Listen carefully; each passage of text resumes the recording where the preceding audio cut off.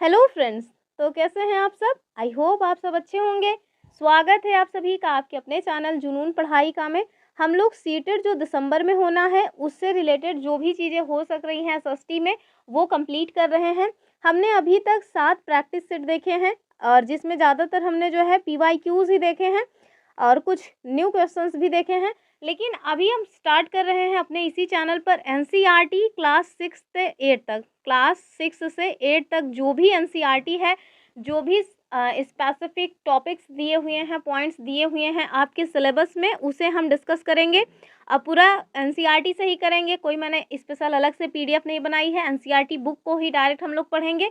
क्यों? क्योंकि एनसीईआरटी में एक एक लाइन इंपॉर्टेंट है, एक एक लाइन से क्वेश्चंस वो लोग बनाते हैं। अगर आप लोगों को नहीं पता किस तरह से एक एक लाइन से क्वेश्चंस वो लोग बनाते हैं, तो हमने जो प्रीवियस में अपने क्वेश्चंस प्रैक्टिस करवाए हैं उसमें आपको प्रमाण दिया हुआ है, आप वहाँ जा करके उसको देख सकते हैं। तो आपको अच्छे से समझ आ जाएगा कि एनसीईआरटी में कैसे कैसे क्वेश्चंस बन जाते हैं और हम अगर उसको स्किप कर देते हैं, एक भी लाइन स्किप करते हैं, तो एक नंबर पता नहीं कहाँ से छूट जाएगा। और एक एक नंबर की लड़ाई है आजकल एग्ज़ाम्स में। तो चलिए इसी सब बातों को ध्यान में रखते हुए आज से हम अपने कंप्लीट कोर्स की शुरुआत करेंगे। आज का जो सेशन होने वाला है ये हमारा एनसीईआरटी क्लास 6 है। आपने देखा होगा कि जो हमारी एनसीईआरटी है उसमें चेंज आ गया है और जो चेंज आया है एसएसटी में वो एनसीईआरटी क्लास 6 में ही आया है। और चेंज क्या हुआ है, पहले क्या था, पहले जो है हिस्ट्री, ज्योग्राफी और पॉलिटी, इकोनॉमिक्स सारे के सारे जो सब्जेक्ट्स थे वो अलग अलग बुक थी। अब क्या हुआ है, अब एक ही बुक में ये सारे सब्जेक्ट्स आपको मिल जाएंगे। और आज हम लोग क्लास 6 में परिचय ही देखेंगे कि सामाजिक विज्ञान आखिर क्यों पढ़ना है, क्यों इम्पोर्टेंट है। इसमें आपको बहुत सारी बेसिक चीज़ें सीखने को मिलेंगी जो आपके लिए एग्ज़ाम में हेल्पफुल होंगी। तो वीडियो को पूरा स्टार्ट से लेकर एंड तक देखिएगा, कुछ भी स्किप मत करिएगा। चलिए देखते हैं क्या बातचीत की गई है। और इससे पहले आगे बढ़ें, अगर आप लोग हमारे चैनल पे पहली बार आए हैं तो चैनल को सब्सक्राइब ज़रूर कर लें और अपने फ्रेंड्स के साथ इसे शेयर भी करें। और अगर अभी तक आप लोगों ने हमारे जो प्रैक्टिस सेशंस हैं उसको नहीं देखा है तो प्लेलिस्ट बनी हुई है, आप उसको भी देख सकते हैं। और ईवीएस से भी रिलेटेड जो भी इंपॉर्टेंट क्वेश्चन है उसकी भी हम लोग प्रैक्टिस कर रहे हैं, आप उसे भी देख सकते हैं। एग्ज़ाम में उससे आपको बहुत ही लाभ होने वाला है। तो चलिए देखते हैं। अब देखिए जो हमारा पहला चैप्टर है ये नई एनसीईआरटी है, हम लोग पुरानी एनसीईआरटी को नहीं कर रहे हैं अभी। हमें ठीक लगेगा, इवन ठीक लगे या ना लगे वो इम्पॉर्टेंट है भी, अभी भी वो रिलेवेंट है। तो हम लोग उसमें भी जो इम्पोर्टेंट चैप्टर्स हैं उसको डिस्कस करेंगे आगे। उसमें बहुत ज़्यादा इंपॉर्टेंट चैप्टर्स नहीं हैं, 2-4 चैप्टर ही हैं क्लास 6 में, तो उसको भी हम लोग डिस्कस कर लेंगे। लेकिन अभी जो नई वाली एनसीईआरटी है इसको हम लोग पूरा स्टार्ट से एंड तक कंप्लीट करते चलेंगे। तो चलिए पहले चैप्टर में बताया गया है आपको सामाजिक विज्ञान जो है उसके बारे में एक परिचय दिया गया है। आप देखिए ये बहुत ही अच्छे से ग्राफ बना करके आपको समझाया गया है। तो जब इतना अच्छा बुक में खुद ही दिया है तो स्पेशल हम लोगों को मेहनत करने की ज़रूरत नहीं थी। तो देखिए इसमें क्या बता रहे हैं, इसमें आपको बताया गया है कि ये जो है ये है सामाजिक विज्ञान। इसको हम लोग कई खंड में डिवाइड करके पढ़ते हैं। जैसे खंड का, ये जो खंड का है इसमें आप देखेंगे भारत और विश्व भूभाग और उनके निवासी, यानी कि ये ज्योग्राफी है। ये क्या है, ये है जियोग्राफी। और इस जियोग्राफी में हम लोग क्या क्या देखेंगे, तो इस जियोग्राफी में आप लोग स्थल रूप और जीवन देखेंगे, महासागर, महाद्वीप, पृथ्वी पर स्थानों की क्या स्थिति है ये। तो ये 3 चीज़ आप कहाँ देखने वाले हैं, ये भारत और विश्व का जो भूगोल है उसमें देखेंगे। यानी कि भारत और विश्व का जो भूगोल है और साथ में वहाँ पे जो भी रहने वाले निवासी हैं।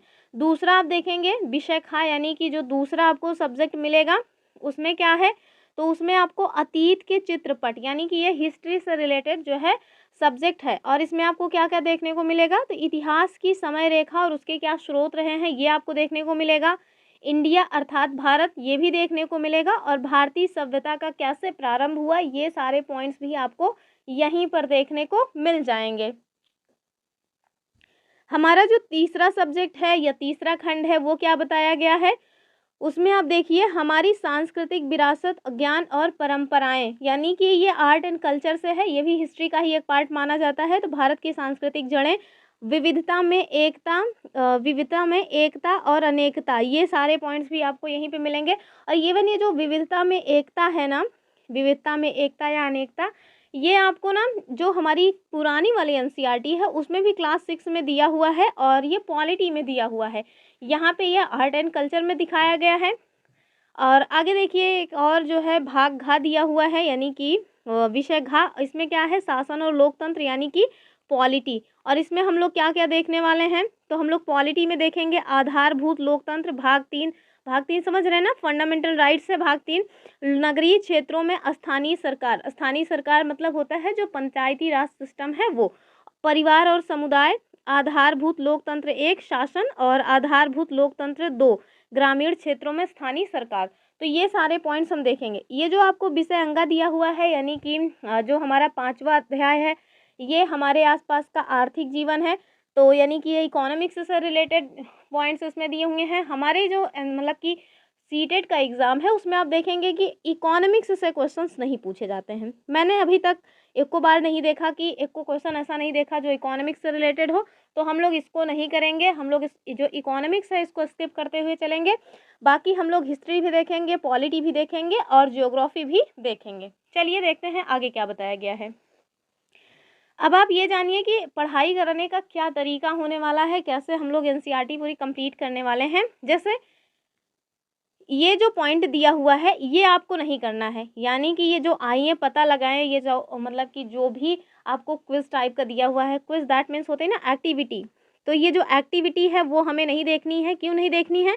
ये एक्टिविटी आप तब देखिएगा जब आप प्रॉपर कहीं टीचर बन जाएंगे, क्योंकि जब आप टीचर बन जाएंगे तो ये सारी जो एक्टिविटीज़ हैं इससे आपको हेल्प मिलेगी कि कैसे आप बच्चों को मतलब कि पढ़ा सकते हैं, कैसे आप उन्हें नई नई एक्टिविटीज़ के माध्यम से कुछ अच्छा सिखा सकते हैं और ज़्यादा टाइम तक वो बच्चों के माइंड में बना रहे।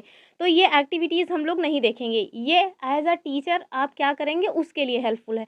हमें अपना एग्ज़ाम फोकस करना है, क्योंकि हमें जो दिसंबर में सीटेट एग्ज़ाम होना है उसको पास करना है। बाकी सारी चीज़ें जो एक्टिविटीज़ हैं ये आप बच्चों को तब करवाइएगा जब आप टीचर बन जाइएगा।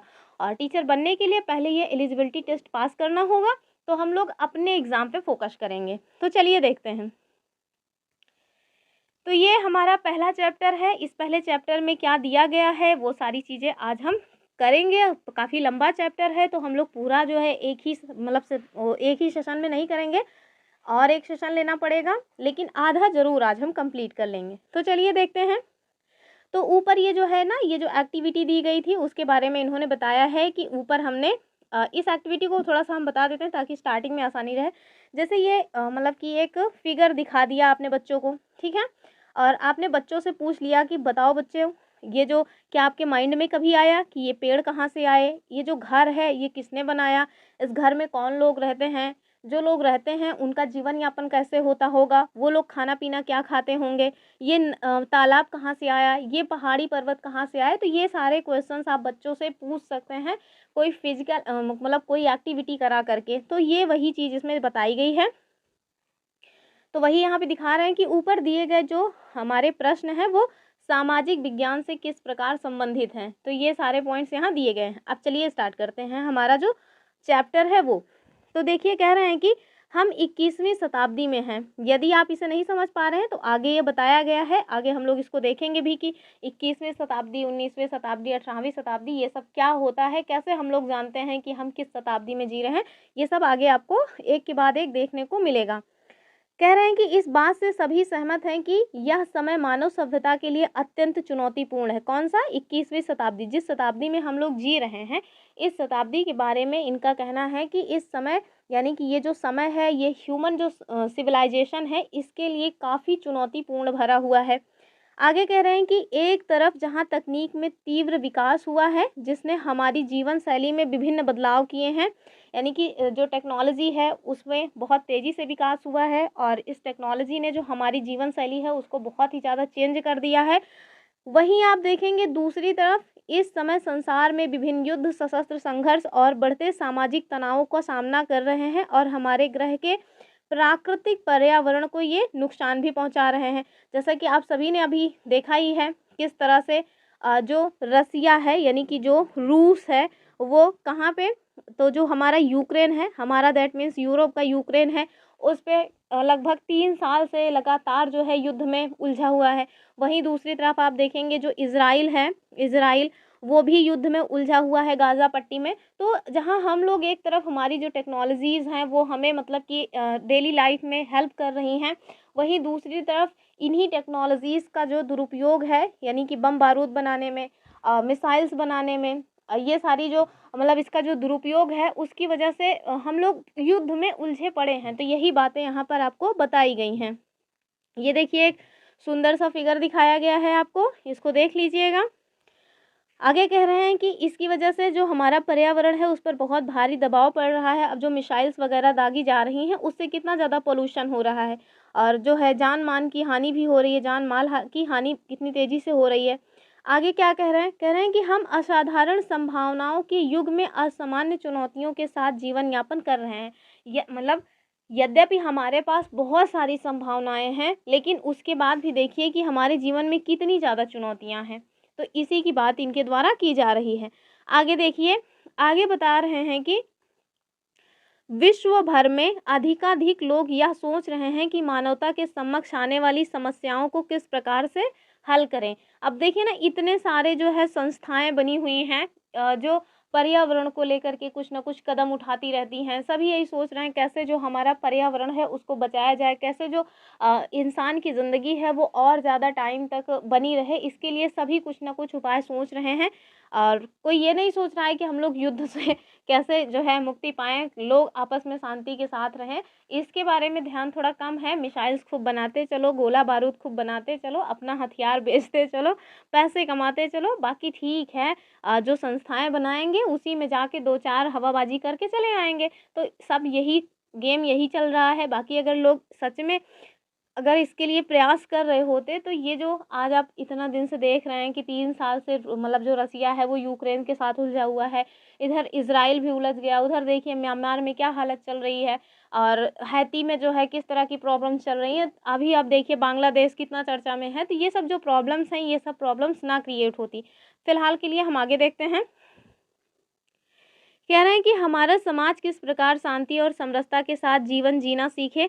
हम किस प्रकार इस सुंदर ग्रह यानी कि जो हमारी पृथ्वी है उसके बारे में कह रहे हैं कि हम किस प्रकार इस सुंदर ग्रह की रक्षा न केवल अपने लिए अपितु इस पर रहने वाले सभी प्रजातियों के लिए करें। आगे बताते हैं कि ये प्रश्न बहुत ही मौलिक और सरल है, परंतु इसके उत्तर उतने सरल नहीं हैं। यह सरल हो भी नहीं सकता। क्यों? क्योंकि मानव समाज अधिक विविध और जटिल है। तो ये क्वेश्चन डायरेक्ट आपसे बन सकता है कि वो कौन सा समाज है वो जो बहुत ही जटिल और विविध है। तो मानव समाज, या यही सेम स्टेटमेंट को फिल इन द ब्लैंक्स में भी कर सकते हैं। और आगे देखिए, कह रहे हैं कि यदि हम इस प्रश्न के उत्तर खोजना और उज्जवल भविष्य का निर्माण करना चाहते हैं तो हमें विश्व को और विशेष रूप से मानव समाज को समझना होगा। यही सामाजिक विज्ञान का सार है। तो ये भी क्वेश्चन डायरेक्ट बन सकता है कि सामाजिक विज्ञान का सार क्या है, और आपसे ऑप्शन में ये वाला स्टेटमेंट दे दिया जाएगा क्या, कि यदि हम इन प्रश्नों के उत्तर खोजना चाहते हैं, यहाँ तक नहीं, यहाँ से होगा कि यदि उज्जवल भविष्य का निर्माण करना चाहते हैं तो हमें विश्व को और विशेष रूप से मानव समाज को समझना होगा। यही क्या है? यही सामाजिक विज्ञान का सार है। जैसा कि मैं आपको पहले ही बता चुकी हूँ, एक एक लाइन इंपॉर्टेंट है, एक एक लाइन से जो है सीटेट में एनसीईआरटी से ही क्वेश्चंस बनाए जाते हैं। इसी वजह से हम आपको एक एक लाइन बता रहे हैं, आपको एक एक लाइन पढ़ना भी चाहिए। और अगर आप चाहते हैं कि ये जो पीडीएफ है यह आपको मिल जाए तो आप हमारा टेलीग्राम चैनल ज्वाइन कर सकते हैं जिसका नाम है जुनून पढ़ाई का। वहाँ पे हम ये पीडीएफ शेयर कर देंगे।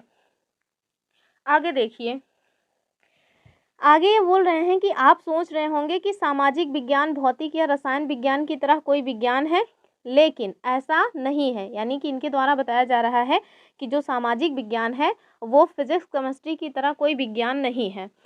यह विषय जहाँ तक संभव है वैज्ञानिक तरीकों का उपयोग करता है। आप इस मतलब जो हमारी बुक है इसमें कुछ एग्जाम्पल्स भी आगे देखेंगे, लेकिन इसका जो केंद्र है वो क्या है, तो वो मानव समाज है जो स्वयं में इतना विविधतापूर्ण है कि विज्ञान की तरह निर्धारित प्रक्रियाओं को अपनाने और निश्चित परिणामों को व्यक्त करने की जो संभावनाएं हैं इनको क्षीण कर देता है। क्षीण मतलब होता है कम कर देता है, कम कर देता है।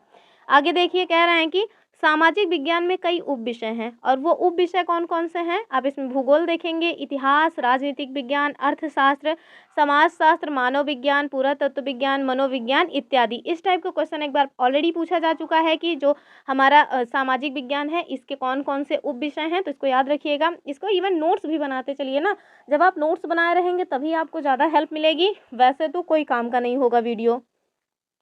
तो सामाजिक विज्ञान के उप विषय कौन है, और ये क्वेश्चन ऑलरेडी पूछा गया है, मैं तभी आपको इतना फोर्स करके बता रही हूँ। देखिए, भूगोल है, इतिहास है, राजनीति विज्ञान है, अर्थशास्त्र है, समाजशास्त्र है, मानव विज्ञान है, पुरातत्व विज्ञान, मनोविज्ञान। आगे देखते हैं, कह रहे हैं कि आपको इन शब्दों से भयभीत होने की आवश्यकता नहीं है, यानी कि जो आपने अभी सब्जेक्ट्स देखे ना, तो इनसे आपको बिल्कुल भी डरने की आवश्यकता नहीं है।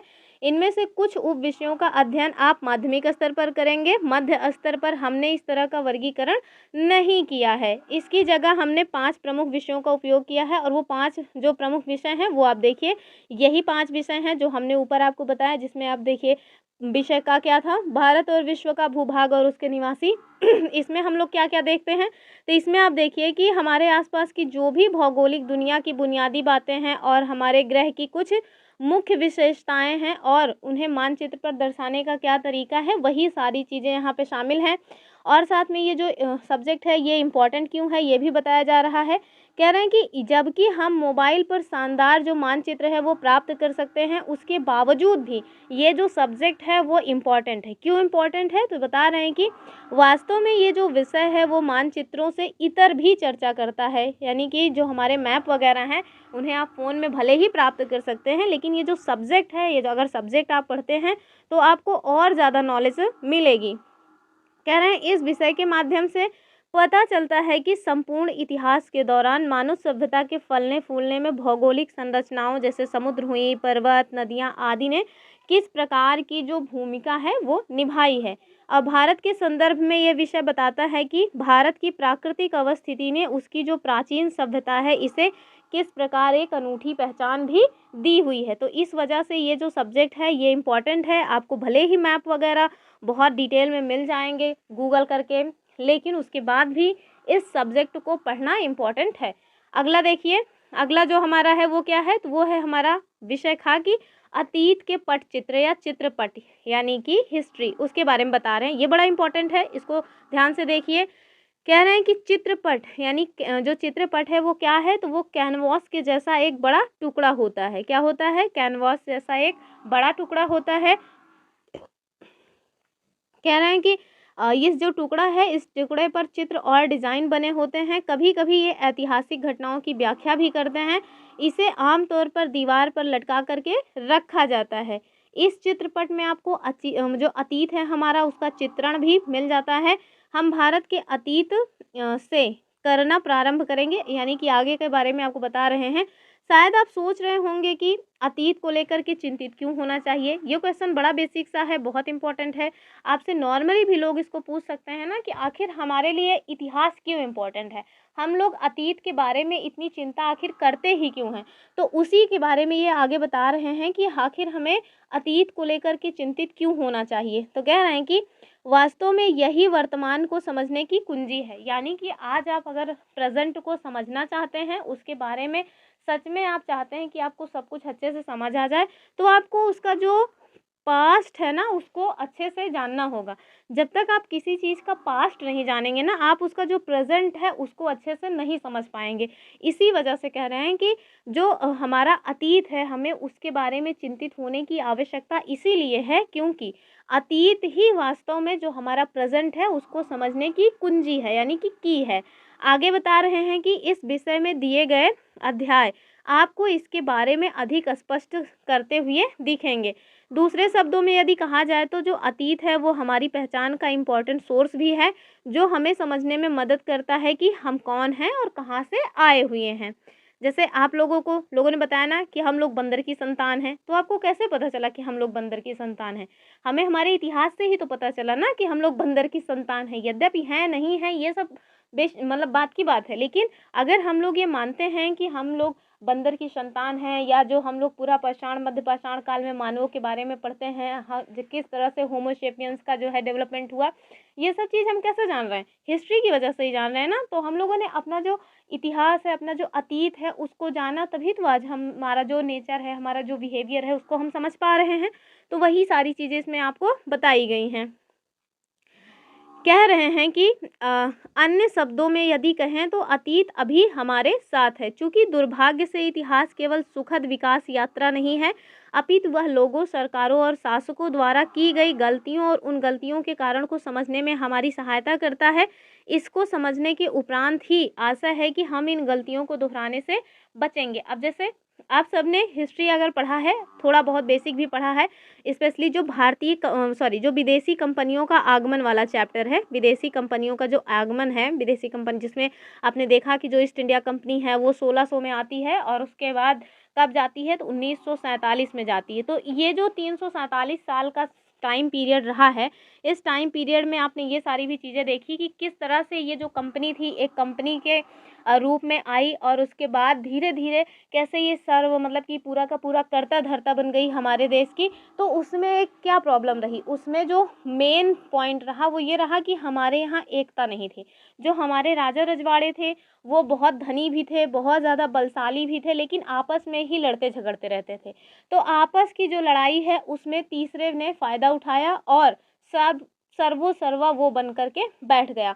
तो ये सारी चीज़ें अगर हम लोगों ने हिस्ट्री को पढ़ा है, तो अगर हमने सच में अपना ओपन माइंड रखा है, तो हम वहाँ से ये सारी चीज़ें सीख सकते हैं कि हमारी आपस की जो टूट फूट है उसका फ़ायदा कैसे कोई और व्यक्ति उठा सकता है। अतः हम लोगों को टूट फूट से बचना चाहिए, यानी कि अपने घर की प्रॉब्लम अपने घर में रखनी चाहिए, उसमें तीसरे व्यक्ति को इंटरफेयर नहीं करने देना चाहिए। ये सारी चीज़ें भी हमें कहाँ से सीखने को मिलती हैं, तो जो अतीत में हमारे जो पूर्वज रहे हैं उन्होंने जो गलतियां की हैं हम उससे सीख सकते हैं।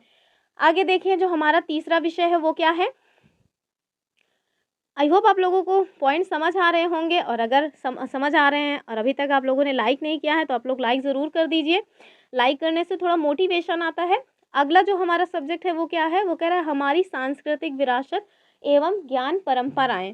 तो इसमें आपको क्या देखने को मिलेगा, इसमें बता रहे हैं कि प्रायः ऐसा माना जाता है कि भारत की संस्कृति अत्यंत समृद्ध और प्राचीन है। ये सत्य भी है, परंतु इसकी जो प्रमुख विशेषताएं हैं वो क्या है। कह रहे हैं कि इसके मार्गदर्शक सिद्धांत क्या हैं, भारतीय इतिहास में यह किस प्रकार प्रकट हुए और हमारे समय की समस्याओं को सुलझाने में ये किस प्रकार सहायक होंगे। ये कुछ प्रश्न हैं जिनका जो अन्वेषण है, यानी कि खोजबीन, अन्वेषण मतलब क्या होता है, खोजबीन, ये यहाँ पर किया जाएगा। और इनका उद्देश्य क्या होगा, तो इसका उद्देश्य होगा कि जो प्रत्येक विद्यार्थी है वो हमारी सभ्यता की नींव को समझे और उनके जो मूल्य हैं, यानी कि जो हमारे प्राचीन मूल्य हैं, उनकी प्रशंसा भी करे। चलिए देखते हैं चौथा क्या है। चौथा है हमारा शासन और लोकतंत्र, यानी कि पॉलिटी। तो इसमें हम लोग क्या देखने वाले हैं, तो जो हमारी पॉलिटी है आप उसमें देखिए, बता रहे हैं कि प्रत्येक देश के नागरिकों को उस देश की राजनीतिक कार्यप्रणाली की समझ होनी चाहिए। ये बहुत ही इम्पोर्टेंट होता है। अगर आपको अपने देश की जो राजनीतिक कार्यप्रणाली है उसकी समझ नहीं है तो कोई भी आएगा आपको चार लात मार के चला जाएगा और आप कुछ कर नहीं पाएंगे। क्यों? क्योंकि आपको पता नहीं है ना कि एग्जैक्टली अगर हमारे साथ किसी ने कोई बदसलूकी की है तो हम क्या कदम उठा सकते हैं, हमारे पास क्या राइट्स हैं। तो इन सब चीज़ों के लिए अब आप अपनी जो मतलब चीज़ें हैं उसके लिए अवेयर रहें, आपके जो राइट्स हैं आप उनके लिए अवेयर रहें। उसके लिए भी बहुत इंपॉर्टेंट होता है कि आपको आपके देश की जो भी राजनीतिक यानी कि जो भी पॉलिटिकल कार्यप्रणाली है उसकी नॉलेज होनी चाहिए। आगे क्या बता रहे हैं, आगे कह रहे हैं कि जो भारत है वो विश्व का सबसे बड़ा लोकतंत्र है। ये अपने आप में एक बहुत ही इम्पॉर्टेंट क्वेश्चन बनता है। आपसे पूछा जा सकता है कि पूरे वर्ल्ड में सबसे बड़ा यानी कि पूरे विश्व में सबसे बड़ा लोकतंत्र या लोकतांत्रिक देश कौन सा है, तो आप बता सकते हैं कि हमारा प्यारा भारत, यानी कि जो हमारी प्यारी कंट्री है, हमारा प्यारा जो देश है भारत देश, वो विश्व में सबसे बड़ा लोकतांत्रिक देश है। तो ये अपने आप में एक बहुत ही इंपॉर्टेंट क्वेश्चन है। फिर आप देखिए, कह रहे हैं कि यहाँ विभिन्न स्तरों पर कार्य करने वाली विस्तृत शासन प्रणाली अपनाई गई है। यह हमारे देश के बारे में बता रहे हैं कि जो हमारा देश है उनकी जो शासन प्रणाली है वो कई लेवल्स पर है। और इसकी प्रमुख विशेषताएं और घटक क्या हैं वो भी हम लोग इसी में देखेंगे। शासन में लोग किस प्रकार भागीदारी कर सकते हैं, ये सारी चीज़ें हम लोग इसी विषय घ यानी शासन और लोकतंत्र में देखने वाले हैं। और इसके साथ साथ क्या देखेंगे, इसके साथ साथ ये भी देखेंगे कि जो लोग हैं उनके अधिकार क्या हैं और उनके कर्तव्य अथवा धर्म क्या हैं। सिर्फ अधिकार की ही बात थोड़ी ना करनी है भाई, हमें अपने कर्तव्य भी तो जानने चाहिए, सिर्फ अधिकार थोड़ी ना मिलेंगे।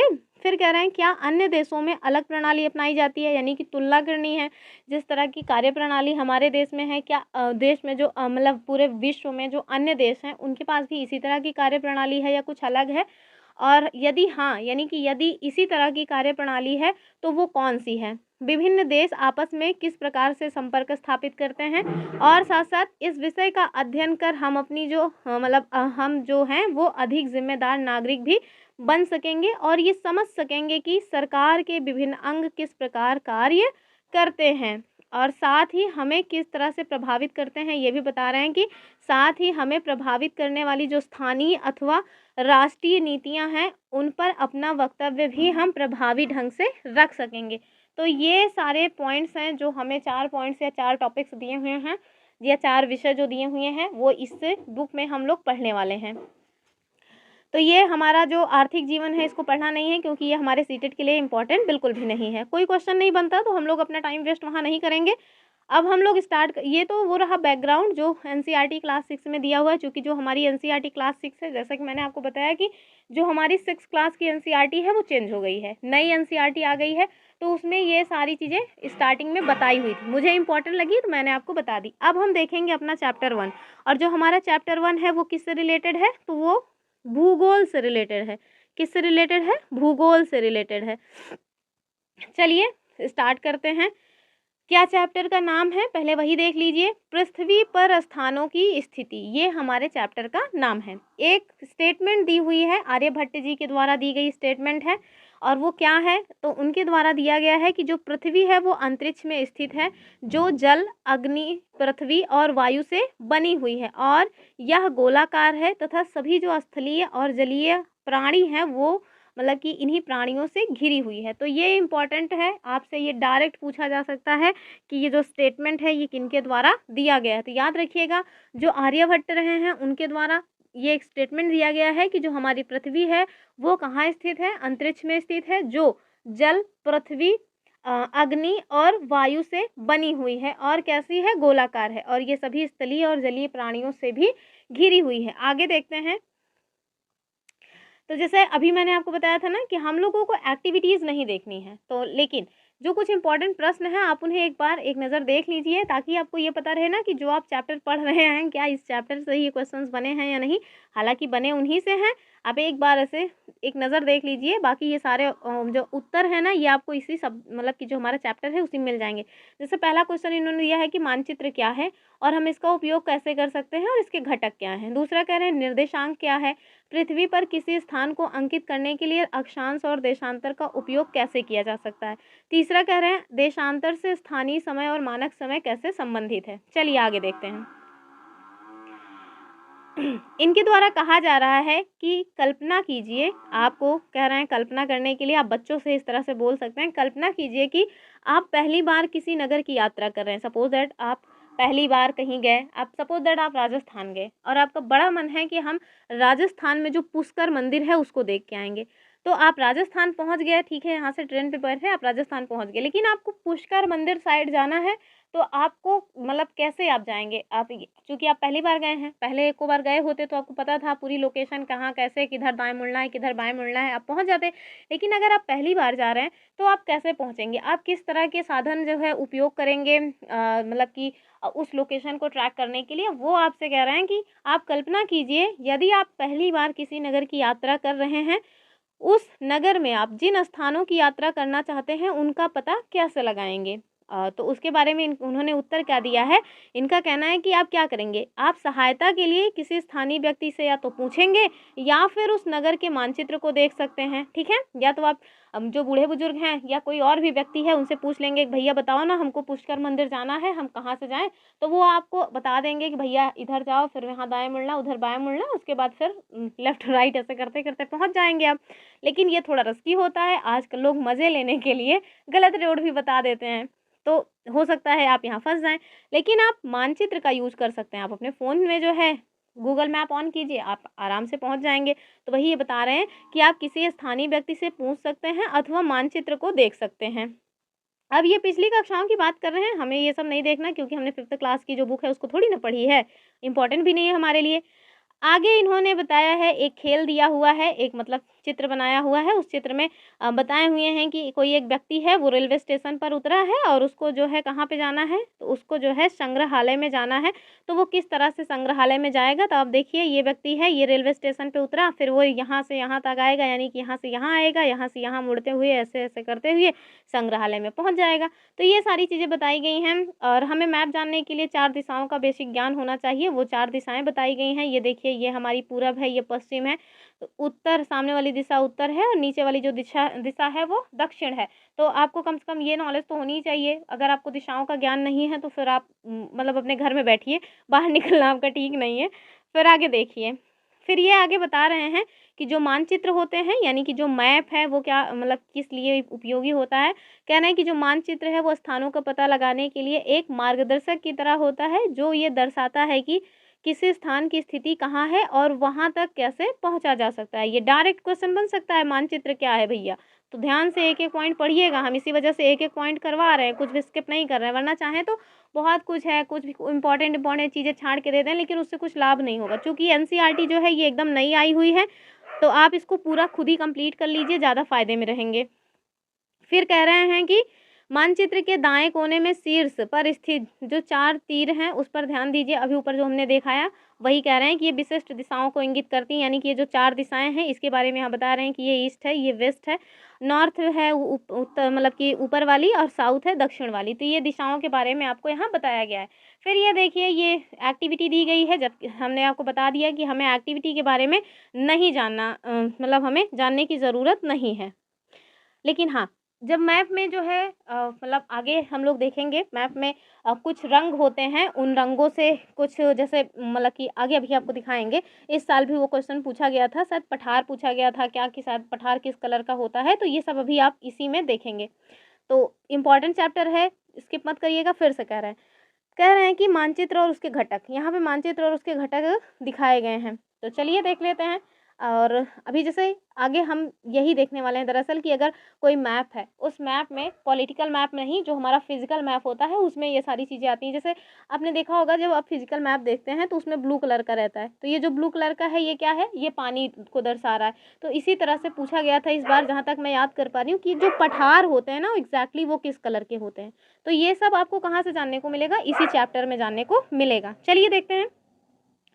कह रहे हैं कि मानचित्र और उसके घटक, हम इस साधारण उदाहरण से समझ सकते हैं कि मानचित्र किसी भी क्षेत्र का एक प्रतीकात्मक चित्रण या रेखांकन है। और यह एक लघु क्षेत्र, गांव या कस्बा, एक बृहद क्षेत्र, मान लीजिए कोई आपका जनपद ही है, उसके बारे में कह रहे हैं, अथवा भारत जैसा एक अति विशाल देश या संपूर्ण विश्व भी हो सकता है। मानचित्र में आप सतह को ऐसे देखते हैं जैसे आप उसे ऊपर से देखते हैं। फिर आपसे कह रहे हैं एटलस के बारे में बोल रहे हैं। एटलस क्या है, तो एटलस दरअसल एक बुक होती है जिसमें आपको मैप्स के बारे में बताया गया है। पूरे वर्ल्ड का मैप मिल जाएगा, अलग अलग आपको, आपकी कंट्री का अलग मैप मिल जाएगा, आपको आपके स्टेट्स का अलग मैप मिल जाएगा। तो ये सारी चीज़ें आपको एक जगह पे मिल जाती है।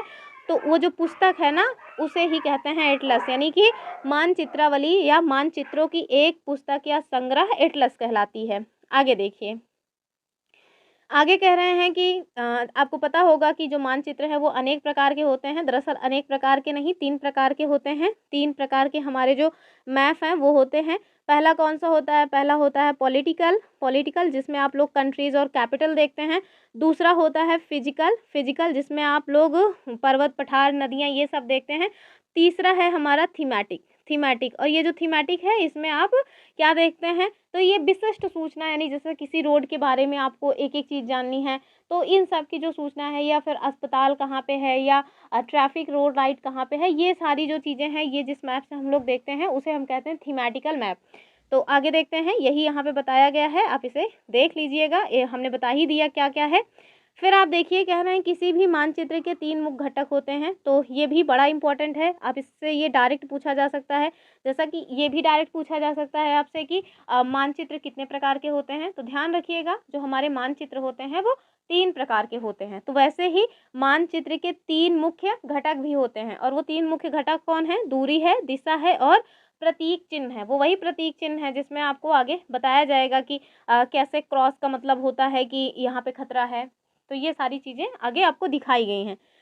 फिर आप देखिए आगे कह रहे हैं, क्या कभी आप अचंभित हुए हैं कि एक बृहद क्षेत्र को, यानी कि मैप को लेकर के ये बोल रहे हैं कि क्या कभी आपको ये ऐसा फील नहीं हुआ कि जो हमारा वर्ल्ड है वो इतना मतलब विशाल है, उसमें मतलब महासागर, महाद्वीप सब कुछ है, उसे हम एक छोटे से कागज़ के पन्ने में कैसे दर्शा सकते हैं?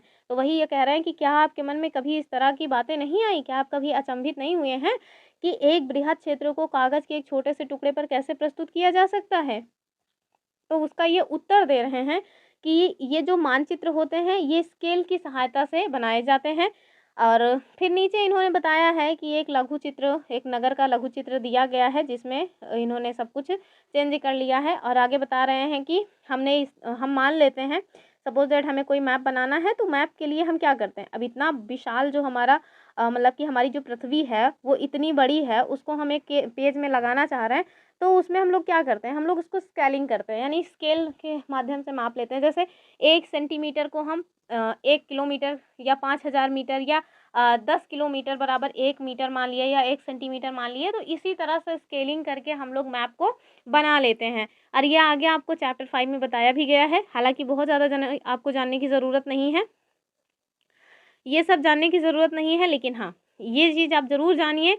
कह रहे हैं कि जो मानचित्र पर चिन्हित किन्हीं 2 बिंदु होती हैं, इनके मध्य में जो वास्तविक दूरी है वो किस पर निर्भर करती है? तो वो उस स्केल पर निर्भर करती है जिसका उपयोग मानचित्र में किया गया है। तो इसको याद रखिएगा। फिर आप देखिए यहाँ पे एक एक्टिविटी दी हुई है। एक्टिविटी हमें नहीं देखना है, एक्टिविटी कर आपके लिए तब काम आएगी जब आप टीचर बन जाएंगे। अब ये हमारे लिए इम्पोर्टेंट है। ये देखिए, ये अगर आप चाहते हैं कि आपको मानचित्र का ज्ञान हो, तो आपको ये जो दिशाएं हैं, टोटल 10 दिशाएं होती हैं, उन 10 दिशाओं का ज्ञान होना चाहिए। और वो 10 दिशाएं यहाँ पे बताई गई हैं, मैं खुद से बना के बता देती हूँ, शायद अच्छे से समझ आ जाए।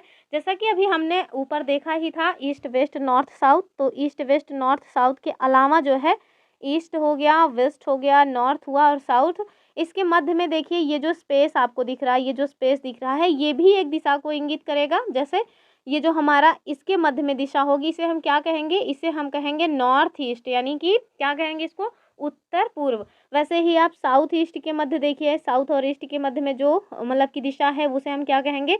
उसे हम कहेंगे साउथ ईस्ट, यानी कि दक्षिण पूर्व। ठीक है, सेम कंडीशन आपको यहाँ भी मिलेगी सॉरी, नॉर्थ और वेस्ट, और इसको हम लोग क्या कहेंगे हिंदी में? इसे हम लोग कहेंगे उत्तर पश्चिम। और ये भी एक जो है दिशा है जिसको हम लोग क्या कहेंगे? इसे हम कहेंगे दक्षिण पश्चिम, यानी कि साउथ वेस्ट। तो ये टोटल 8 दिशाएं आपको यहाँ मिल गई, एक ऊपर एक नीचे, टोटल 10 दिशाएं मानी जाती हैं। लेकिन आपको जो है मानचित्र जानने के लिए केवल इन्हीं 8 दिशाओं का ज्ञान होना आवश्यक है। ठीक है, तो वही यहाँ पे आपको बता रहे हैं। अगर आपने कोई लघु मानचित्र बनाया तो उसके लिए ये जो तीर हैं वो आपको काम आएंगे। और ये जो 4 दिशाएं होती हैं इन्हीं को इंगित करते हैं, जैसा कि मैंने आपको बता दिया, पूर्व पश्चिम उत्तर दक्षिण। और इसके साथ साथ इसको याद रखिएगा कि जो शीर्ष पर उत्तर है, यानी कि ये जो उत्तर है उसके बारे में कह रहे हैं, इसके कांटे की दिशा में घूमते हुए पूर्व, दक्षिण तथा पश्चिम, इन्हें क्या कहते हैं? इन्हें चतुर्दिश या प्रधान बिंदु कहा जाता है। इसके अतिरिक्त जो मध्यवर्ती दिशाएं हैं, जैसे उत्तर पूर्व हो गया, या फिर दक्षिण पूर्व हो गया, या दक्षिण पश्चिम और उत्तर पश्चिम है, इनका जो उपयोग किया जाता है अधिकतर मानचित्रों में। आप देखेंगे जो ऊ है इसको मतलब कि उत्तर, यानी कि शॉर्टकट में कैसे लिखते हैं, जैसे ऊ को हम लोग उत्तर लिख दिए, पश्चिम इस तरह से लिख दिए, दक्षिण इस तरह से लिख दिए, और इसके साथ साथ कौन सा छूट गया? पूर्व, तो पूर्व इस तरह से लिख दिए। तो वो यही बता रहे हैं कि आप लोग मानचित्र में इस तरह से अंकन देख सकते हैं। आगे देखते हैं। फिर यहाँ पे आपसे कह रहे हैं जो हमारे प्रतीक चिन्ह होते हैं उसको लेकर के कह रहे हैं कि जो प्रतीक चिन्ह है ये मानचित्रों का एक इम्पॉर्टेंट घटक होते हैं। जो हमारे मानचित्र हैं इसमें वास्तविक भवनों और कुछ अन्य अवयवों को लघु आरेख यानी ड्राइंग्स कहते हैं। और लेकिन एक बड़े नगर या एक देश के मानचित्र पर इन सभी के चित्रण के लिए पर्याप्त स्थान नहीं होगा। इसकी जगह इन आकृतियों को रेखांकन के लिए हम लोग किसका उपयोग करते हैं? चिन्हों का उपयोग करते हैं, और वो आगे बताए गए हैं। उदाहरण के लिए भवन के विभिन्न प्रकार, जैसे रेलवे स्टेशन, विद्यालय, डाकघर, मार्ग, रेलवे लाइन और नदी, ताल या वन के लिए कुछ प्रतीक चिन्ह अभी शायद दिए हुए हैं। कह रहे हैं कि इस तरीके से मानचित्र पर उपलब्ध जो सीमित स्थान है उस पे अनेक वितरण दर्शाए जा सकते हैं। यानी जैसा भी मैंने आपको बताया ना कि कोई खतरा है, या पोस्ट ऑफिस के लिए कोई एक चिन्ह बना देते हैं, विद्यालय के लिए कोई एक चिन्ह बना देंगे, स्कूल के लिए कोई अलग चिन्ह बना देंगे। तो वो प्रतीकात्मक जब हो जाता है ना, तो कम स्पेस में ज़्यादा से ज़्यादा चीज़ें आपको दिखाई देती हैं। आगे देखिए क्या कह रहे हैं। आगे आपसे कह रहे हैं कि विभिन्न उपयोगकर्ता मानचित्र को अधिक सरलता से समझें। इसके लिए जो मानचित्र निर्माता हैं वो क्या करते हैं? वो विशिष्ट प्रतीक चिन्हों का उपयोग करते हैं। विभिन्न देश प्रतीक चिन्हों के अलग अलग समुच्चय का उपयोग करते हैं। सरकारी निकाय भारतीय सर्वेक्षण विभाग ने भारत या भारत के भागों के मानचित्रों के लिए जो प्रतीक चिन्ह है उनका संकलन निर्धारित किया है, और इसमें से कुछ चीज़ें आपको पृष्ठ 11 का जो हमारा फिगर 1.2 है उसमें दर्शाया गया है। तो चलिए देख लेते हैं। ये जो फिगर्स हैं ये दर्शाए गए हैं, डायरेक्ट इनसे क्वेश्चंस बन सकते हैं। चूँकि अब देखिए यहाँ पे नहीं, लेकिन जो हमारा केवीएस है ना, केवीएस, उसमें जो है यातायात के नियम या यातायात के साधन इस टाइप का चीज़ बताया गया है, तो उसमें भी ये आपको काम आती है। और उस यातायात में तो आती ही है, और ये जानने के लिए भी इम्पॉर्टेंट होता है कि सपोज दैट अगर इस तरह का जो चित्र है वो आपको कहीं दिख जाए तो वो क्या है, आप उसको क्या डिनोट करेंगे। तो इस तरह का क्वेश्चंस डायरेक्ट पूछा जाता है। तो चलिए देख लेते हैं। जैसे अगर रेलवे लाइन के बारे में कहीं पे कोई चिन्ह अंकित किया गया है तो आप क्या समझेंगे उसको? तो जो बड़ी लाइन है उसको इस तरह से चिन्हित किया जाता है, यानी कि 2 खाली डिब्बे, एक एकदम ब्लैक कलर का डिब्बा। ये जो फिगर है ये आपको क्या इंगित कर रहा है? तो ये बता रहा है कि भैया ये बड़ी लाइन है।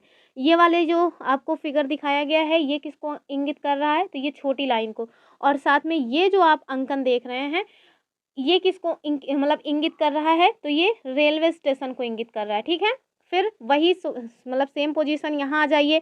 ये जो 2 मतलब 36 लाइन खींची हुई है लंबी सी, ये पक्की सड़क को डिनोट कर रही हैं, और ये जो डॉट डॉट लाइन खींची हुई है ये कच्ची सड़क को डिनोट कर रही हैं। फिर आप देखिए ये जो सीमा दिख रही है, यानी कि ये जो लाइन है, एक लंबी लाइन, फिर एक डॉट, फिर एक लाइन, फिर एक डॉट, ये अंतर्राष्ट्रीय सीमा को मतलब दर्शा रही। जैसे भारत देश की अंतर्राष्ट्रीय सीमा आप देखेंगे कि बांग्लादेश से लगती है, नेपाल से लगती है, भूटान से लगती है, उधर म्यांमार से लग जाती है, पाकिस्तान के साथ साथ अफगानिस्तान से भी लगती है। तो अगर हमें ये डिनोट करना होगा कि जो अंतर्राष्ट्रीय सीमा है तो हम उसको कैसे इंगित करेंगे? तो इससे इंगित करेंगे, एक लंबी लाइन, फिर डॉट, फिर लंबी लाइन, फिर डॉट।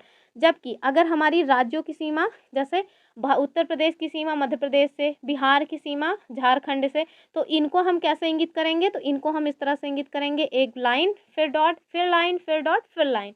देखिए ध्यान से देखिएगा, दोनों में अंतर है बहुत ज़्यादा। इसमें आपको 2 डॉट दोनों में ही मिल रहे हैं, लेकिन जो अंतर्राष्ट्रीय सीमा है उसमें तो वो केवल 2 लाइन्स मिल रही हैं। जबकि जो हमारी घरेलू सीमा है उसमें आप देखिए 3 लाइन्स और 2 डॉट मिल रहे हैं। और जो अगला है वो क्या है? तो ये हमारी ज़िलों की सीमा है। जैसे उत्तर प्रदेश में 75 ज़िले हैं, अभी हालांकि एक 76वां ज़िला की बातचीत हो गई है। तो ये जो 75 ज़िले हैं उनकी आपस में कैसे सीमा लगती है, यानी प्रतापगढ़ की जो है इलाहाबाद से कैसे सीमा लगी, इलाहाबाद की कौशाम्बी से। तो उस तरह की जो सीमाएं हैं ना, यानी कि राज्यों, एक ही राज्य के भीतर जो ज़िले होते हैं उनकी जो सीमा है उसको हम कैसे जो है डिनोट करते हैं? तो 3 जो है लंबी 36 लाइनों से। फिर आगे देखिए, जैसे ये देखिए ये क्या डिनोट कर रहा है ब्लू कलर का? ये जो है लंबी सी एक मतलब कि तरंग जैसी जो रेखा बनी हुई है, यानी कि जो नदियाँ होती हैं वो बल खाती हुई चलती हैं, तो आप इसको डायरेक्ट एक लंबी लाइन नहीं खींच सकते ना। तो ये जो डिनोट किया गया है ये किसको डिनोट कर रहा है? तो ये नदी को डिनोट कर रहा है। ये जो ब्लैक कलर का मतलब एक गोला गोला सा दिख रहा है पॉइंट, ये किसको डिनोट कर रहा है? कुएं को। और ये जो आप देख रहे हैं ये तालाब को डिनोट कर रहा है। जबकि ये जो आप चिन्ह देख रहे हैं ये नहर को डिनोट कर रहा है। और ये जो चिन्ह आप देख रहे हैं ये किसको डिनोट कर रहा है? तो ये पुल को डिनोट कर रहा है। ध्यान से देखिएगा, ये सब बड़े इंपॉर्टेंट है, कई बार ये क्वेश्चंस पूछे गए हैं। नॉट इवन इन सीटेड, जो हमारे एसएससी लेवल के एग्जाम्स हैं उनमें भी इस तरह के क्वेश्चंस पूछे गए हैं। फिर आप देखिए अगला, ये जो आप देखिए ये जो लोकेशन दैट मीन्स ये जो सिंबल दिख रहा है ये किसको डिनोट कर रहा है? तो ये हमारी टेम्पल यानी मंदिर को। ये वाला जो साइन है ये किसको डिनोट कर रहा है? गिरजाघर को। जबकि ये मस्जिद को, और ये आप देखिए छतरी को डिनोट कर रहा है। वैसे ही सेम पोजीशन आप यहाँ देखिए पोस्ट ऑफिस अगर आपको कहीं पे पी, कैपिटल पी और ओ लिखा है तो आप समझ लीजिएगा कि ये पोस्ट ऑफिस है यानी डाकघर है। अगर PTO लिखा हुआ है तो अब वो कृपया पृष्ठ पलटे वाला PTO नहीं है। कह रहे हैं डाक और टेलीग्राफ जो कार्यालय है वो PTO वहाँ आपको लिखा मिलेगा, जबकि कैपिटल P और यस अगर लिखा है तो आप समझ लीजिए कि वो पुलिस स्टेशन है। सेम सिचुएशन आगे देखिए, आप चाहें तो इसका जो है स्क्रीनशॉट मार के रख लें, बहुत हेल्पफुल रहेगा ये जो आपको बस्तियाँ दिख रही हैं, ये इस तरह से अगर आपको दिख रहा है कहीं पे तो आप समझ लीजिए कि वो बस्तियों के बारे में, यानी पे जहाँ पे लोग रह रहे हैं, कई सारी बस्तियाँ निवास कर रही हैं, उनका ये सिंबल है। और ये जो आपको सिंबल दिख रहा है ये किसका है? तो ये कब्रिस्तान का सिंबल है। और ये जो आपको सिंबल दिख रहा है हरा-हरा कलर का, ये वृक्ष है, जबकि ये देखिए छोटी-छोटी घास। ये अगर इस तरह के सिंबल आपको कहीं मिल रहे हैं तो आप आराम से समझ लीजिए कि ये इन्हीं चीज़ों को डिनोट कर रहा है। तो बड़ा इंपॉर्टेंट है, इसको याद रखिएगा। आगे देखते हैं। फिर आगे आपसे पृथ्वी का जो मानचित्रण है उसके बारे में बताया जा रहा है। इस बार पृथ्वी से कई सारे क्वेश्चंस बने हैं, चलिए देखते हैं। कह रहे हैं कि जो पृथ्वी का मानचित्रण है वो कुछ अधिक कठिन है, क्योंकि हमारे ग्रह का जो आकार है वो चपटा नहीं है। ध्यान से देखिएगा, हमारे ग्रह का जो आकार है वो चपटा नहीं है। साथ में ये भी याद रखिएगा कि जो हमारी पृथ्वी है गोलाकार भी नहीं है, ना तो चपटी है और ना ही गोलाकार है। आगे देखिए, आगे कह रहे हैं कि इसकी आकृति लगभग गोलाकार है। ध्यान से पढ़िएगा कि कैसी आकृति है। आपसे डायरेक्ट क्वेश्चन बन सकता है कि जो हमारी पृथ्वी है उसका आकार कैसा है, चपटा है, गोलाकार है, अर्धगोलाकार है, लगभग गोलाकार है। तो ध्यान रखना है, जो NCERT में दिया हुआ है आपको केवल वही उत्तर टिक करना है। अगर आप ज़्यादा दिमागी बनेंगे, ज़्यादा दिमाग लगाएंगे भैया, तो वहाँ से सीटेट का जो पेपर होगा ना उसमें आपको जानते हैं कितना नंबर मिलेगा? ये बड़ा वाला लड्डू मिल जाएगा और आप कुछ कर भी नहीं पाएंगे। फिर आगे देखिए, फिर कह रहे हैं कि हम लगभग इसलिए कहते हैं क्योंकि यह पूर्ण गोलाकार नहीं है, अपितु अपने ध्रुवों पर थोड़ा सा चपटी है। हम इसे व्यवहारिक दृष्टि से गोलाकार मानेंगे। कागज के एक समतल पृष्ठ पर एक गोलाकार वस्तु को यथावत चित्रित करना संभव नहीं है। ऐसा क्यों है? इसे समझने के लिए एक संतरे को आप इस प्रकार छीलिए। एक एक्टिविटी बता दी गई है कि मतलब कि क्यों एक समतल पृष्ठ पर कोई गोलाकार वस्तु को चित्रित करना संभव नहीं है। तो उसी के लिए बता रहे हैं कि अगर आप चाहते हैं कि आप इसको समझें तो एक संतरे को लीजिए और उसको इस तरह से छीलिए कि आपके पास उसके छिलके के केवल 3 अथवा 4 टुकड़े हों। उसके बाद उसे एक मेज़ पर चपटा करने का प्रयास कीजिए। आप पाएंगे कि जो किनारे हैं अगर आप उन्हें तोड़े बिना यह नहीं कर पाएंगे, यानी कि वो मतलब चपटा कर ही नहीं पाएंगे। वो जैसे सपोज दैट आपने रखा तो साइड साइड से आप देखेंगे कि वो उठ जाएगा, गोला नहीं हो पाएगा पूरी तरह से। या तो अब आप ज़्यादा दिमाग लगा के इधर साइड भी जो है कुछ रख दीजिए, इधर साइड भी कुछ रख दीजिए, तो उसकी बात नहीं हो रही है। नॉर्मली आप नहीं कर पाएंगे, ये बताया जा रहा है। अब देखिए, ग्लोब जो है ना, सीटेट का जो हमारा दिया हुआ है मतलब कि क्या बोलते हैं उसको, सिलेबस, उसमें ग्लोब आपको दिया हुआ है। और 2022 में भी क्वेश्चन पूछा गया है ग्लोब से, 2021 में भी पूछा गया है और साथ में 2020 में भी पूछा गया है। 23-24 का भी पूछा ही गया होगा, शायद मेरे माइंड में अभी ना हो। फिर कह रहे हैं आप एक ग्लोब लीजिए और उसके बाद कह रहे हैं कि आप एक ग्लोब पर विचार कीजिए जो एक गोल आकृति जैसा है और उस पर एक मानचित्र बनाया गया है। ये पृथ्वी, चंद्रमा, मंगल ग्रह, तारों और तारामंडल आदि का भी एक मानचित्र हो सकता है।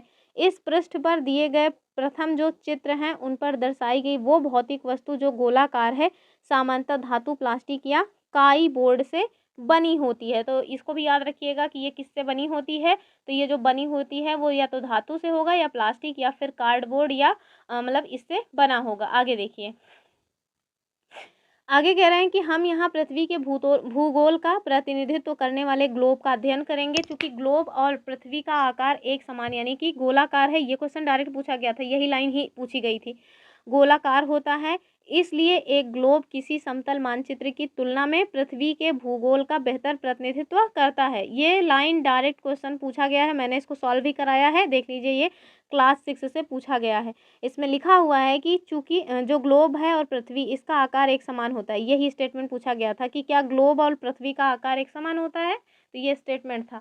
तो इसी वजह से कह रहे हैं कि आपको एक एक लाइन ध्यान से पढ़नी है, एक एक लाइन से क्वेश्चंस बनते हैं। फिर आगे देखिए, कह रहे हैं कि इसलिए एक ग्लोब किसी समतल मानचित्र की तुलना में पृथ्वी के भूगोल का बेहतर प्रतिनिधित्व करता है। फिर आगे देखिए, आगे कह रहे हैं आइए इसकी कुछ विशेषताएं हैं उसको पता करें। अब जैसे निर्देशांक, तो इसको बहुत ध्यान से देखिएगा कि हम लोग निर्देशांक को कैसे समझते हैं। कह रहे हैं किसी नगर या कस्बे में एक बड़े बाजार की कल्पना कीजिए जिसमें सीधी पंक्ति में समान आकार की दुकानें हैं। आप बाजार में एक स्टेशनरी की दुकान पर अपने मित्र से मिलना चाहते हैं, लेकिन आपका मित्र यह नहीं जानता कि दुकान कहाँ पर है, अतः आप उसे इस प्रकार का निर्देश देंगे। तो आप किस तरह से निर्देश देंगे वो यहाँ बताया जा रहा है। प्रवेश द्वार से 5वीं पंक्ति की। अब बस एक मतलब कि आपको एक एग्जाम्पल दिया गया है, आप ऐसा करेंगे कि नहीं करेंगे ये आप पे डिपेंड करता है। कह रहे हैं 7वीं दुकान पर सायं 6 बजे मुझसे मिले। इससे आपकी जो मित्र है उसको सही स्थिति निर्धारित करने में क्या होगी, आसानी होगी। फिर आप देखिए ये भी एक दिया हुआ है एग्जाम्पल, तो इस एग्जाम्पल की हमें ज़रूरत नहीं है। अब ये आइए पता लगाएं भी, हमारे लिए इम्पोर्टेंट तो नहीं है लेकिन फिर भी नहीं देख ही लेते हैं, काहे लिए कुछ छोड़ दें, 1 मिनट का तो है ही है। अब देखिए जैसे सपोज दैट आप कोई शतरंज देखें, जो शतरंज जो चौकोर पट्टी होती है उसके बारे में बता रहे हैं, अगर आप लोगों ने खेला हो तो उसी के बारे में कह रहे हैं। अब शतरंज के पटल पर विचार करते हैं। आगे बढ़ने वाले जो खिलाड़ी हैं इनकी चालों को दर्ज करने के लिए मुख्य खानों पर अक्षर का से जा तक और दोनों ओर बीच अंक 1 से 8 लगाए जाते हैं। चित्र ऊपर, ये जो चित्र है वो ऊपर यहाँ दिया गया है, ये देखिए,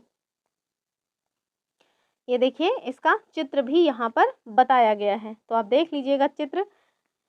फिर आगे देखिए क्या कह रहे हैं कि थोड़ा सा और छोटा कर लें तब लगाया गया है। फिर कह रहे हैं कि इस साधारण प्रणाली से जो खिलाड़ी है वो प्रत्येक वर्ग को अंकित कर पाते हैं और प्रत्येक चाल चिन्हित करते हैं। यहाँ पर जो सफ़ेद पक्ष है उसकी रानी के सामने वाले जो प्यादे हैं, ये इनकी 2 चाल आगे बढ़कर एक बहुत सामान्य चाल यानी खेल का आरंभ किया गया है। अतः जो प्यादा घा है उससे घा 4 की ओर आगे बढ़ा है। यद्यपि ये इंपॉर्टेंट नहीं है, एग्जाम्पल दिया था मैंने, बता दिया, इस पढ़ के बस बता दिया, अब उसको जाके समझ लीजिएगा। तो ये इन्होंने बताया कि ये जो 2 हमने एग्जाम्पल दिए, एक तो आपने जो अपने दोस्त को बताया कि आप किस तरह से जो है यहाँ पे आके हमसे मिलो, तो और दूसरा इन्होंने एक और बताया जो एग्जाम्पल दिया इन्होंने शतरंज का। तो उसी को कह रहे हैं कि ये जो उदाहरण है इनमें प्रयुक्त जो निर्देशांक प्रणाली है या जो आपने मतलब जो भी आपको निर्देश दिए गए हैं कि शाम को हमको मिलना, अपने घर के बाएं से 7वीं जो दुकान है उसके दाएं जो दुकान है, तो इस तरह के जो आपने निर्देश दिए ना उसी को एग्जैक्टली कहा जाता है निर्देशांक प्रणाली। फिर कह रहे हैं इनके 2 निर्देशांकों की सहायता से जो स्टेशनरी है इसके साथ शतरंज के पटल या वर्गाकृति की ठीक ठीक स्थिति को निर्धारित किया जा सकता है।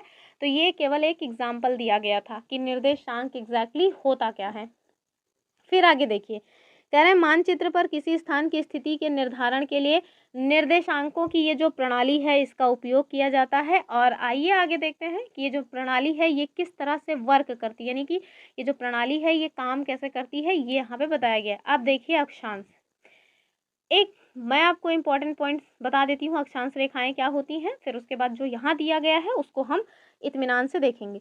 सपोज दैट हमने माना कि ये हमारी पृथ्वी है, ठीक है, और ये जो आप पृथ्वी के बीचों बीच से एक रेखा खींच रहे हैं इसको हम लोग क्या कहते हैं, इसको हम लोग कहते हैं अक्षांश रेखा। ये जो अक्षांश रेखाएं होती हैं ये केवल एक ही नहीं होती हैं, ये ऊपर भी 80 होती हैं, नीचे भी 80 होती हैं। तो ये इस तरह से आपको कह रहे हैं 80 होती हैं, पागल हो गए हैं लगता है, 90 होती हैं भैया 80 नहीं होती हैं, 90 होती हैं। तो ये इस तरह से आपको जो अक्षांश रेखाएं हैं वो मिल जाएंगी। अब इसमें देखिए ये जो बीच वाली अक्षांश रेखा है ये सबसे लंबी अक्षांश रेखा होती है और इसको हम क्या कहते हैं, इसको हम कहते हैं 0 डिग्री यानी भूमध्य रेखा। और ये हमारी पृथ्वी को 2 बराबर भागों में बांट देती है। इसका नॉर्थ वाला जो है वो नॉर्दर्न हेमिस्फेयर है और इसका जो साउथ वाला है वो सदर्न हेमिस्फेयर है। आगे आपको इसमें कई रेखाएं और पढ़ने को मिलेंगी, जैसे जैसे आपको मिलती जाएंगी वैसे वैसे हम बताते चलेंगे। हालांकि अभी एक ओवरव्यू दे रहे हैं। जैसे अगर आप 23.5 डिग्री उत्तर में जाएंगे तो आपको कर्क रेखा मिलेगी, आप 66.5 डिग्री उत्तर में जाएंगे तो आपको आर्कटिक रेखा मिलेगी। वैसे ही आप जब 90 डिग्री पे पहुंच जाएंगे तो आपको मतलब कि जो ध्रुव है वो मिल जाएगा। सेम सिचुएशन आप जब दक्षिण में आएंगे 23.5 डिग्री मकर रेखा, 66.5 डिग्री दक्षिण मतलब कि जो अंटार्कटिक वृत्त है वो मिल जाएगा और 90 डिग्री दक्षिण में आपको क्या मिल जाएगा, दक्षिणी ध्रुव। तो ये सब चीज़ें आपको यहाँ यानी कि अक्षांश रेखाओं से संबंधित थी वो मैंने बता दिया। अब चलिए हम देखते हैं बुक में क्या दिया गया है। कह रहे हैं कि आइए ग्लोब को पुनः देखते हैं। तो आप अपना ग्लोब लीजिए और देखिए, कह रहे हैं इस पर उत्तर ध्रुव और दक्षिण ध्रुव की पहचान करना सरल है। ग्लोब को घुमाइए, जब ये घुमाया जाता है तो ऊपरी और निचले स्तर पर स्थित जो बिंदु हैं ये 2 ध्रुव हैं। ऊपर मैंने आपको बता दिया, इनके मध्य में भूमध्य रेखा यानी विषुवत वृत्त होती है, जो मैंने अभी आपको बताया। उस वृत्त को पहचानिए जो इसे चिन्हित करती है। तो मैंने आपको बता ही दिया कि जो 0 डिग्री है उसे ही हम कहते हैं भूमध्य रेखा, जो हमारी पृथ्वी को 2 बराबर भागों में बाँट देती है। और ऐसा नहीं है कि इस तरह की सच में कोई रेखा है, कोई रेखा नहीं है। हमने अपनी पढ़ने में आसानी हो, जो मतलब कि अक्षांश हैं उनसे हमें ये पता चलता है ना कि कहाँ पे टेम्परेचर कैसा होगा, और जिस तरह का टेम्परेचर होगा उस तरह की वनस्पतियाँ वगैरह पाई जाएंगी, लोग वहाँ के कैसे होंगे, गोर होंगे, करिया होंगे। तो ये सारी चीज़ें हमें इससे जो है जानने में आसानी होती है। इस वजह से हमने अपनी सहूलियत के लिए ये काल्पनिक रेखाएं मान ली हैं। पृथ्वी पर सच में कोई ऐसी अक्षांश रेखा खींची नहीं गई है। आगे देखिए, कह रहे हैं आप कल्पना कीजिए, करो भैया कल्पना कह रहे हैं आप कल्पना कीजिए कि जो भूमध्य रेखा है वहाँ पे खड़े हैं, ठीक। तो अगर आप भूमध्य रेखा पर खड़े हैं तो भगवान ही बचाए आपको, क्योंकि वहाँ बहुत गर्मी होती है और रोज़ बारिश होती है। तो कह रहे हैं कि कल्पना कीजिए कि आप भूमध्य रेखा पर खड़े हैं और दोनों ध्रुव यानी उत्तरी ध्रुव और दक्षिण ध्रुव में से किसी एक ध्रुव की ओर यात्रा कर रहे हैं। ऐसा करते समय भूमध्य रेखा से आपकी दूरी क्या होगी, बढ़ती जाएगी। अक्षांश भूमध्य रेखा से इसी दूरी को मापता है, यानी कि ये जो अभी मैंने आपको बताया ना कि जो हमारी पृथ्वी है, जब आप यहाँ भूमध्य रेखा पे खड़े हैं, सपोज दैट आपको नॉर्थ जो ध्रुव है यहाँ पे जाना है यानी कि 90 डिग्री, तो ये जो अक्षांश है ना ये देखिए यह क्या नाप रहा है, दूरी को ही माप रहा है। जैसे जैसे आप ऊपर जाते जाएंगे आप भूमध्य रेखा से दूर होते जाएंगे, तो ये अक्षांश क्या कर रहा है, ये दूरी को माप रहा है। और एक पॉइंट और जानिए, जैसे जैसे आप ऊपर की ओर जाएंगे ना, जैसे भूमध्य रेखा जो 0 डिग्री है यहाँ पे टेम्परेचर सबसे ज़्यादा रहेगा। जैसे जैसे आप ऊपर जाते जाएंगे वैसे वैसे जो टेम्परेचर है वो बढ़ता जाएगा। और एक पॉइंट और भी याद रखिएगा कि जो अक्षांश रेखा है, यानी कि जो अक्षांश रेखा सबसे लंबी अक्षांश रेखा 0 डिग्री या भूमध्य रेखा, ये धीरे धीरे आप देखिए कि इसकी जो लंबाई है ना ये छोटी होती जाएगी, ठीक है। इसमें जो टेम्परेचर है वो कम होता जाएगा, यानी कि तापमान जो है वो गिरता जाएगा और ठंड जो है वो बढ़ती जाएगी, और साथ में जो अक्षांश रेखा है उसकी लंबाई भी छोटी होती जाएगी। तो ये पॉइंट भी याद रखिएगा। फिर आगे क्या कह रहे हैं, कह रहे हैं कि ऐसा करते समय भूमध्य रेखा से जो आपकी दूरी है वो बढ़ती जाएगी। अक्षांश भूमध्य रेखा की से इसी दूरी को मापता है। आप इस यात्रा में किसी भी बिंदु पर एक काल्पनिक रेखा खींच सकते हैं जो भूमध्य रेखा के समानांतर पूर्व से पश्चिम की ओर जाती है। इस प्रकार की रेखा को अक्षांश या समानांतर रेखा कहते हैं। तो मैंने आपको कई बार बता दिया कि ये जो रेखा आपको दिख रही है यही रेखा क्या कहलाती है, अक्षांश या समानांतर रेखा कहलाती है। और एक बात और याद रखना है कि ये पूर्व से पश्चिम होगी, पूर्व से पश्चिम दिशा में ये रेखा खींची जाती है। उत्तर से दक्षिण बिल्कुल नहीं खींची जाएगी। उत्तर से दक्षिण जो होती है उसे हम लॉन्गिट्यूड कहते हैं, यानी कि देशांतर रेखाएं कहते हैं, उसको आगे बताया जाएगा। आगे देखिए, आप कह रहे हैं कि ये पृथ्वी के चारों ओर क्या करती है, तो ये जो पृथ्वी है उसके चारों ओर एक वृत्त का निर्माण करती है। तो ध्यान रखिएगा, डायरेक्ट आपसे क्वेश्चन बन सकता है कि जो पृथ्वी के चारों ओर एक वृत्त का निर्माण करती है वो किसके द्वारा करा जाता है, तो ये भैया यही हो जाएगी अक्षांश रेखाओं के द्वारा। फिर कह रहे हैं कि पुनः ग्लोब पर यह सुनिश्चित करना सरल है कि सबसे बड़ा वृत्त यानी विषुवत वृत्त है, वही सबसे बड़ा वृत्त जो है वो विषुवत वृत्त है, वही 0 डिग्री की बात हो रही है। जबकि तो ऐसे ही डायरेक्ट याद रखिएगा ना कि सबसे बड़ा जो वृत्त है वो कौन सा है, तो वो आप याद रखिएगा कि विषुवत वृत्त है। क्योंकि जब भी क्वेश्चन पूछेगा डायरेक्ट एनसीईआरटी से पूछेगा, डायरेक्ट एनसीईआरटी से स्टेटमेंट उठाएगा, तो याद रखिएगा कि जो सबसे बड़ा वृत्त है वो कौन सा है, तो वो है विषुवत वृत्त। फिर कह रहे हैं जबकि हम जैसे ही उत्तर की ओर या दक्षिण की ओर आगे बढ़ते हैं तो अक्षांश द्वारा अंकित किए गए जो वृत्त हैं वो छोटे होते जाते हैं। मैंने अभी आपको बताया ना कि जैसे ही आप भूमध्य रेखा से उत्तर की ओर जाना स्टार्ट करेंगे या दक्षिण की ओर किधर भी जाना स्टार्ट करेंगे तो धीरे धीरे आप देखेंगे कि जो ये अक्षांश रेखा है ये छोटी होती जाएगी, इसकी जो लंबाई है ना वो कम होती जाएगी। आगे देखिए, फिर कह रहे हैं जो अक्षांश है इसको डिग्री में व्यक्त किया जाता है। तो मैं अभी आपको बता रही थी ना 23.5 डिग्री या 90 डिग्री, तो वही बता रहे हैं कि जो अक्षांश रेखाएं हैं इनको किस में व्यक्त किया जाता है, तो इनको अंश या डिग्री में व्यक्त किया जाता है। परंपरागत रूप से जो विषुवत वृत्त अक्षांश यानी कि 0 डिग्री या 0 अंश है, जबकि दो ध्रुवों के अक्षांश क्रमशः 90 डिग्री और उत्तरी और 90 डिग्री दक्षिण है, दो ध्रुव हैं ये भी बता रहे हैं। और कह रहे हैं इससे 90 डिग्री उत्तर और 90 डिग्री दक्षिण के रूप में लिख सकते हैं, यानी कि आप इसको इस तरह से लिख सकते हैं ये जो अभी आपको मैंने बताया ना कि यहाँ से अगर ये भूमध्य रेखा आप ऊपर की तरफ यहाँ जब जाएंगे तो यहाँ जो है 90 डिग्री उत्तरी ध्रुव और दक्षिण में आपको 90 डिग्री दक्षिणी ध्रुव मिलेगा। तो इसको ना पूरा लिखने की ज़रूरत नहीं है कि ये उत्तर पूरा लिखने लगे ऐसे, तो ऐसे लिखने की ज़रूरत नहीं है। आप इसको केवल 90 डिग्री और ऊ लिख करके और एक ठो वो लगा सकते हैं, अरे हिंदी में इसको ये कुछ बोलते हैं, अभी मुझे याद नहीं आ रहा, तो इसको आप ऐसे लिख सकते हैं। आगे देखते हैं, ये वाला क्वेश्चन भी पूछा गया है, किसके मध्य मतलब एक संबंध होता है, तो भैया अक्षांश और जलवायु के मध्य में संबंध होता है। याद रखिएगा, जो भूमध्य रेखा है उसके चारों ओर जलवायु सामान्यतः कैसी होती है, गर्म होती है, इसे उष्ण भी कहा जाता है। अभी मैंने बताया ना कि अगर आप भूमध्य रेखा पे खड़े हैं तो आपका भगवान ही मालिक है। क्यों? क्योंकि वहाँ का जो टेम्परेचर है वो बहुत हाई होता है। और हाई क्यों होता है? क्योंकि जो सूर्य की किरणें हैं वो डायरेक्ट उस पे पड़ती हैं, यानी कि जो सनलाइट है वो डायरेक्ट जो है भूमध्य रेखा पे पड़ती है, और यही कारण है कि जो भूमध्य रेखा है उसका टेम्परेचर काफ़ी हाई होता है। फिर आपसे कह रहे हैं कि जैसे ही आप भूमध्य रेखा से दूर दोनों ध्रुवों की तरफ जाना स्टार्ट करेंगे तो अक्षांश यानी जो डिग्री है वो बढ़ती जाती है और जलवायु शीतोष्ण होती जाती है। मैंने ऊपर ही अभी बता दिया कि जैसे जैसे आप ऊपर की तरफ जाएंगे तो जो डिग्री है वो तो बढ़ती जाएगी, नहीं 0 डिग्री भूमध्य रेखा थी, फिर अगर आप आगे गए 5 डिग्री, फिर 23.5 डिग्री, फिर 66.5 डिग्री, फिर 90 डिग्री। तो ये क्या हो रहा है, ये जो अक्षांश की डिग्री है वो तो बढ़ती जा रही, लेकिन जो टेम्परेचर है वो डिक्रीज करता जाएगा। यानी कि 0 डिग्री पे सबसे ज़्यादा टेम्परेचर था, 23.5 पे उससे कम होगा, 66.5 पे उससे कम होगा। इवन जब आप ध्रुवों में पहुंच जाएंगे तो वहाँ तो आपको बर्फ़ ही बर्फ़ मिलने स्टार्ट हो जाएंगी। तो वही चीज़ें आपको यहाँ बताई गई है। तो अक्षांश को लेकर के एक पॉइंट एक ही बार में मैं सारी चीज़ें बता दे रही हूँ, याद रखिएगा। ये हमारी पृथ्वी है, इसमें ये जो 36 रेखाएं खींची गई हैं इन्हें हम अक्षांश रेखा कहते हैं। सबसे बड़ी जो अक्षांश रेखा है वो 0 डिग्री है, जिसे हम लोग क्या कहते हैं, भूमध्य रेखा कहते हैं। जैसे जैसे आप भूमध्य रेखा से ध्रुवों की ओर जाएंगे आप देखेंगे कि जो डिग्री है वो बढ़ती जाएगी। जो जलवायु है ये भूमध्य रेखा पे सबसे ज़्यादा उष्ण थी, जैसे जैसे आप ऊपर जाएंगे इसकी जलवायु धीरे धीरे नम होती जाएगी और 90 डिग्री पे आते आते तो आप देखेंगे कि एकदम ही ठंडी जलवायु मिल गई।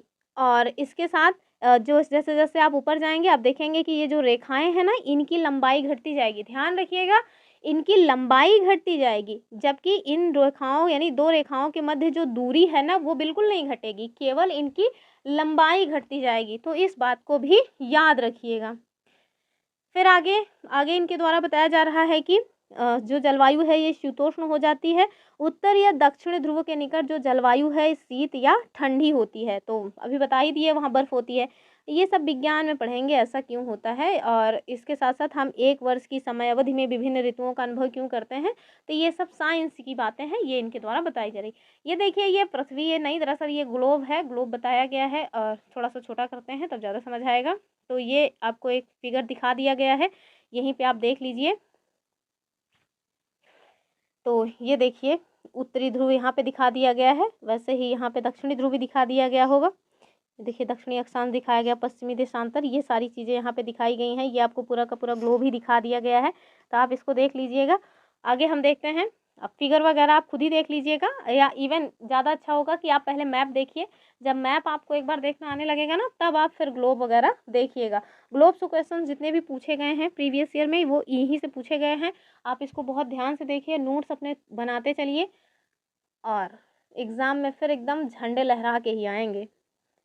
मैं अपना खुद का अनुभव बता रही हूँ आपको, मैंने खुद ऑलरेडी 2-2 बार एग्ज़ाम क्लियर किया है, तभी मैं आपको बता रही हूँ। हवा हवाई में बातें नहीं कर रहे हैं, ध्यान से पढ़िए, एक एक चीज़ों को लिखते हुए चलिए। और एनसीईआरटी ये पूरी की पूरी बुक आपको मिल ही जाएगी, जैसे कि मैंने बता ही दिया है कि आप हमारा जो चैनल है टेलीग्राम चैनल, उसको अपना जो टेलीग्राम चैनल है वहाँ जा कर के ज्वाइन कर लीजिए। और हमने आई थिंक मेरी जो क्लास है वो काफ़ी लंबी हो गई होगी, हमने अक्षांश तक देख लिया।